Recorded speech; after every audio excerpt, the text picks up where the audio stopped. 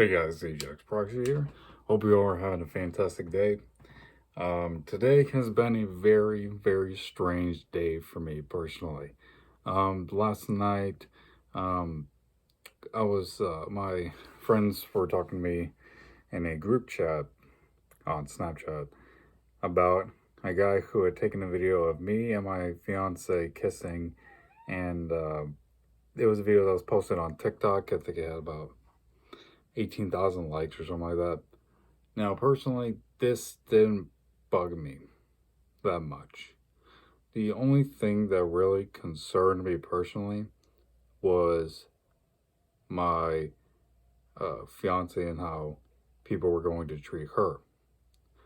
Luckily, though, 90% of the comments that I saw were supportive of the both of us and thought the freshman was just an idiot who can't get a girlfriend. But I thought that was kind of weird. And I found the guy's Snapchat, and I sent him a rather unflattering picture of like the fat Bojack, and it said freshmen when couples do romantic things. I thought that was kind of funny, so I sent that to the guy. Then I got blocked, and I haven't heard anything from him since. So, mission accomplished on my end. Also, I'm not gonna lie, I am kind of struggling to get through the Conservative Persuasion. I'm legitimately considering burning this book because this is boring as hell.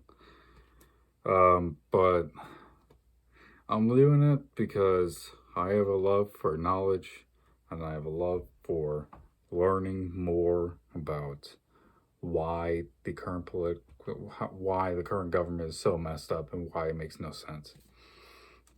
And neoconservatism is kind of part of the recipe of the current government being in more or less shambles.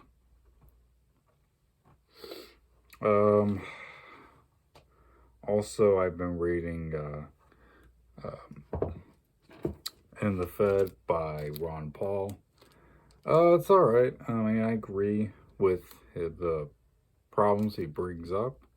I think he does make some valid points here and there, but as someone who's definitely more of a protectionist mindset, I don't agree with a good chunk of what he has to say. Same with this book, The Revolution. If I can pull that out here. I just dropped my picture, but that's fine. The Ron Paul's Revolution. These were actually some of the first books I got when I first became politically motivated. That was kind of my paleo-libertarian sort of Hoppian phase. And back then I used to love people like Murray Rothbard, Ron Paul, as said earlier. Hans Hermann Hoppe was especially my personal favorite. But unlike most other ANCAPs, I actually read these books. And I try to debate people all the time about it.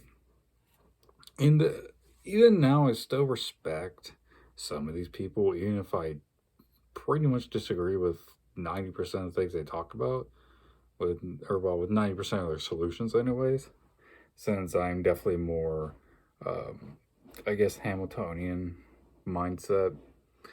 And I feel like libertarians, their big problem is that the non-aggression principle, it can only go so far. I feel like it's just way too broad. It sounds nice in theory, but in practice, I just don't see how it's effective. That, and I don't think human rights exist in the first place, outside of the context of the church. So, there's that. Also, I've slowly been accumulating my money into gold slowly. I've been investing in like little pieces of gold here and there, just so that when the economy crashes and, well, once the economy completely crashes, I should say, and banks steal all our money, I at least have something. And along with that, I'm probably gonna buy a safe eventually. Um, so I'll stick all the gold and silver I have in there. And if a time ever comes where I feel like I'm in danger, I can just I can grab my to-go bag and just kind of bring all the stuff I need and get the hell out, you know. Along with that, I'm trying to map out my genealogy, my family tree, trying to figure all that out. It's a very complicated process and it's a massive pain. But I'm getting there slowly. The most interesting person I've come across was my 10th great grandfather, my mother's side. His name was Thomas Rogers, who was a merchant on the Mayflower. So if I'm not an American citizen, I don't, according to these WASP guys, then I don't know what the hell I am then. Because, I mean, and that's one thing too, is that I really, some of these guys, believe me, I'm a very Western-minded person, despite my Orthodox Christianity. But at the same time, though, a lot of these guys take the whole like Anglo-Americana thing way too far. They gotta realize that at a certain point, like you're just gonna accept it, like, you know, American citizens at this point are basically mutts, you know, whether we like it or not. There are very little people that have like 60-70% English or German or whatever, let alone like, because like Protestant ancestry and things of that nature. Because, I mean, technically, all of us have Catholic ancestry. And if you have a little bit of Eastern European in you, like myself, there's a good chance there's probably Orthodox ancestry in you as well. But yeah. Anyways, I'm getting off track here. I just don't like people on Twitter for the most part. Because the thing with them is that I feel like none of these people genuinely act how they do in real life than compared to online. They act like completely different people, and I guarantee you that. Because a lot of these guys, they can never express, they never have the gall, they'll never have the courage to express their true feelings, both in a political and religious minds, in a religious standpoint, to people outside of the online sphere. Why? Because they can hide behind a screen and be able to spew out whatever bullshit they want to throw out. And it kind of annoys me because I'm someone that puts myself out there for people. I'm very open to what I believe in, even in public circles, because I don't care. I don't care what people think. All right. It means nothing to me if someone calls me a Nazi or a racist or anything like that. It means nothing to me because I know I'm not at the end of the day. I have bias, yes, but everyone has bias. You can't change that. So, but at the end of the day, regardless, I know I'm not any of those things, right? So, what should it matter if someone calls me one? I don't have to defend myself, right? I shouldn't have to. Because especially if you're my friend, you'll know this, right?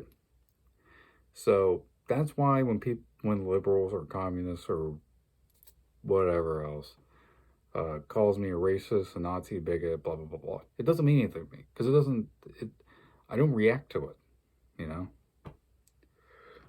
calling me racist is like calling an Irish person an alcoholic. Like an alcoholic, you know? But regardless of that, it's just, I don't know, with the direction that America has been going in, the only hope for it at this point is for it to just break off in a million different pieces. Because I feel like it's the only true way you're going to get any sense of freedom. Any sense of being able to believe and practice what you believe in practicing. So, I have a bit of a pan-anarchist mindset when it comes to how America should function. And I got that from national anarchism, which I know is cringe, but forget about that for a second here. I genuinely do believe that something like that would be better off, we would be better off with than the current system we have. Because at least people be able to just screw off and do what they want for the most part. So that's where it's at right now for me personally. I hope you all have a fantastic day. Drink some H2O, and I will see you in the next video.